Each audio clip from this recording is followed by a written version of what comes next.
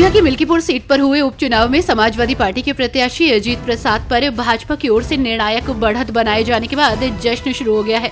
भाजपा के प्रदेश उपाध्यक्ष और एमएलसी धर्मेंद्र सिंह, महापौर महंत गिरीश पति त्रिपाठी ने कार्यकर्ताओं को लड्डू खिलाकर मुंह मीठा किया, एक दूसरे को संभावित जीत की बधाई भी दी।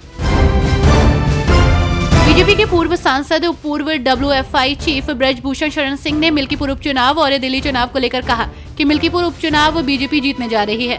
अवधेश प्रसाद का कुछ नुकसान उनके बड़बोलेपन के कारण हो रहा है।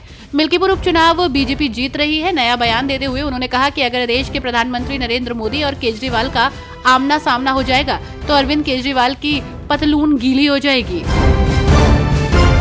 यूपी में इन दिनों योगी सरकार एक्टिव मोड में नजर आ रही है। वहीं इसी बीच उत्तर प्रदेश शासन के निर्देश पर प्रदेश राज्य सड़क परिवहन विभाग में बड़े स्तर पर महिलाओं की सीधी भर्ती करने की तैयारी की जा रही है, जिसके तहत यूपी रोडवेज में 5000 महिला परिचालकों की सीधी भर्ती होगी, जिसकी तैयारियां शुरू हो गई हैं। जानकारी के मुताबिक यूपी परिवहन विभाग में 5000 परिचालक पदों पर महिलाओं की भर्ती की जाएगी।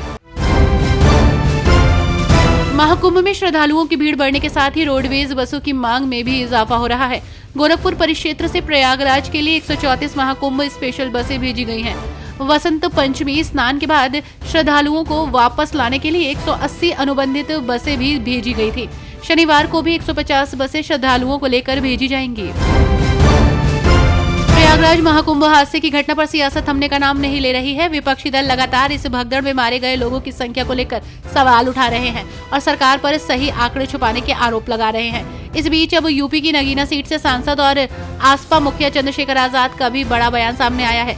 उन्होंने भगदड़ की इस घटना को प्रशासन की घोर लापरवाही करार दिया और सरकार पर मृतकों के आंकड़े छुपाने का आरोप लगाया है। माध्यमिक शिक्षा विभाग ने 1 अप्रैल 2005 से पहले के विज्ञापित पदों पर नियुक्ति पाने वाले लगभग 1845 शिक्षक कर्मचारियों को पुरानी पेंशन का तोहफा दिया है। विभाग के अपर शिक्षा निदेशक सुरेंद्र कुमार तिवारी की ओर से शुक्रवार को ऐसे शिक्षक कर्मचारियों की सूची जारी की गई है, जिससे शिक्षकों कर्मचारियों में खुशी की लहर है।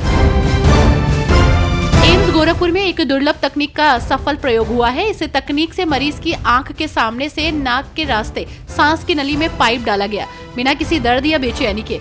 ये तकनीक मुंह बंद होने की स्थिति में मरीज को सांस लेने में मदद करती है। इस सफलता के लिए डॉक्टर संतोष शर्मा और उनकी टीम को बधाई दी गई। नगर पालिका परिषद के अधिशासी अधिकारी आवास पर समाजवादी पार्टी ने दशकों से कब्जा जमा रखा है।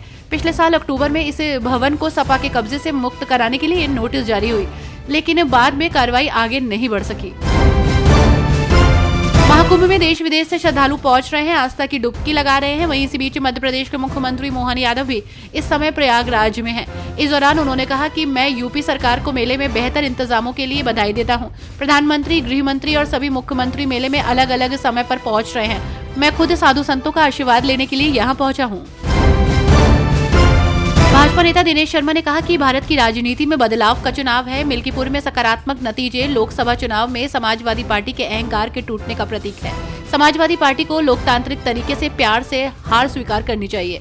दिनेश शर्मा ने कहा, जब दिल्ली में भाजपा सरकार के नेतृत्व में यमुना नदी साफ हो जाएगी तो अरविंद केजरीवाल को नदी में डुबकी लगाने का मौका मिलेगा, जो वो अपने कार्यकाल के दौरान नहीं ले सके।